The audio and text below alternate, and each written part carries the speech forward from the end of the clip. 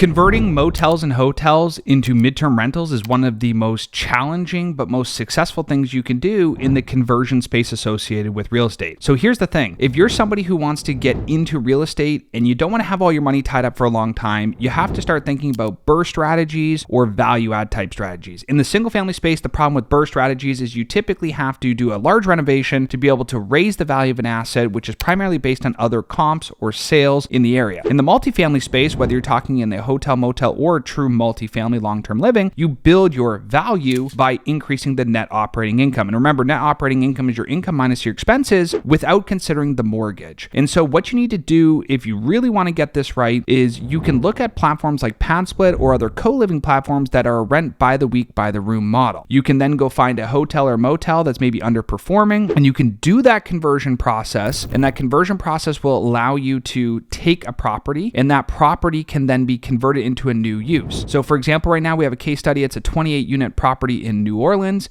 We're buying it as a motel with $1 million purchase price and $125,000 in renovation.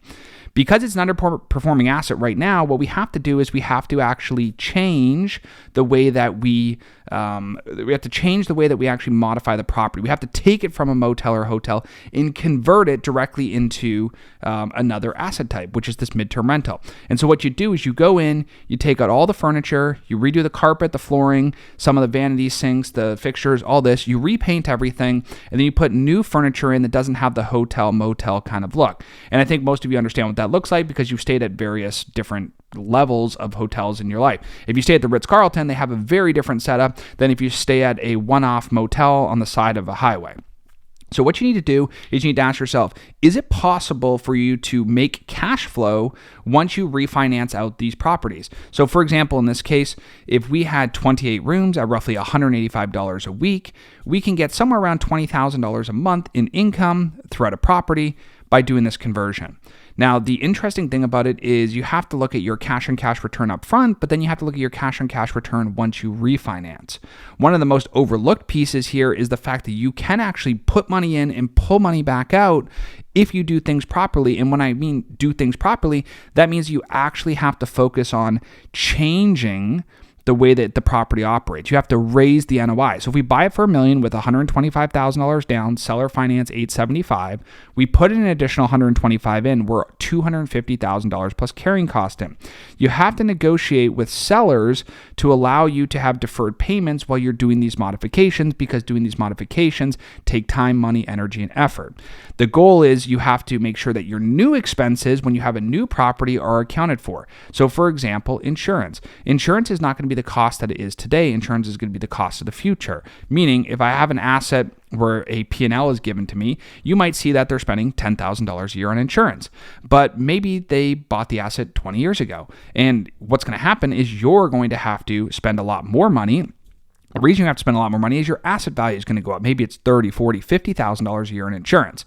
So when you do your underwriting process, not only do you have to figure out your weekly rate, your occupancy, and all the utilities and costs associated with it, you have to make sure your insurance budget and your tax budget are adjusted accordingly to make sure you can hit your net operating income numbers. Generally speaking, you need to look at the area and figure out what your cap rate is, and your cap rate is going to determine your value of your asset, and your value of your asset is going to determine how much cash you can get out. So let's take a simple example. If we grab a calculator, which I'll do right now just to make the math even easier, let's suppose we have a property that is $100,000 in net operating income right now, and let's suppose we divide it by 0.08 because we're in an 8 cap market. That means that that asset is worth $1.25 million today. Now, let's suppose we take that same asset and we make it $150,000 in net operating income, and we divide that by 0.08, we have a $1.875 million asset. So effectively, by going up $50,000 a year in net operating income, which is only $4,000-ish a month, we're going to go from a $1.25 million valuation to a $1.875 million valuation. Now, in this particular example, we're typically able to refinance 75%. So I take my 1.875 and I multiply it by 0.75 and I get $1.4 million. That $1.4 million is the maximum amount of money or basis I have to be into a property for that money to all come back out. So if I buy it for $1 million and put in $125,000, I'm all in for $1,125,000 plus carrying cost, plus any other costs that are associated with closing the property. Maybe I'm in for $1.2 million. If I can get out $1.4 million, I get out the down payment and we get the money back for the renovation. So when you do your multifamily deals, you have to think about this kind of strategy every single time.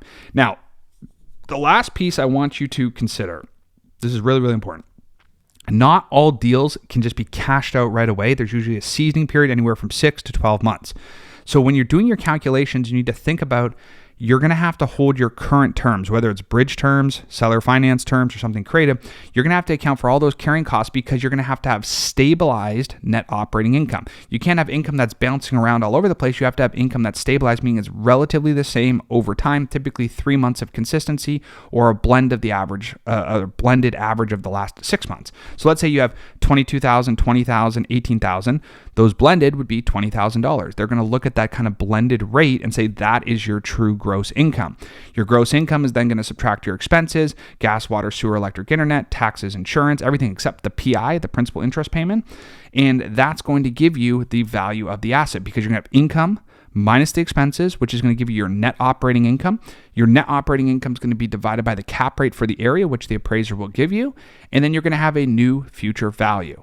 You have to be able to raise your NOI generally about 30 to 50%, somewhere in that range. So from 100K NOI to 150K NOI, that exceeds the 30%.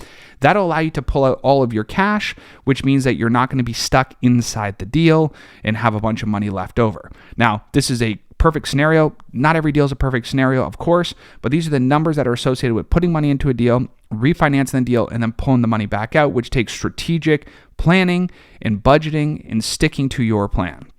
If you want to learn more about this, I'll try to put out more videos as we continue to do this process, but at the same time, I'm not trying to put out too much information because I think everyone's scenario is very, very different, and you're not going to be able to just take motels and convert them into midterm rentals just like that. So if you want to learn more, you can check out padsplit.com to see what the exit is, which is midterm rentals rent by the room on PadSplit. And in certain markets, they could be as low as $150 per week per room, and they could be as high as $500 per week per room, depending on the market that you're in. If you want to learn more about what I'm doing, you can check out my personal website, drconnorrobertson.com, and I'm more than happy to put everything out on that website. If you have more questions, just drop it in the comments, and as always, have a great day.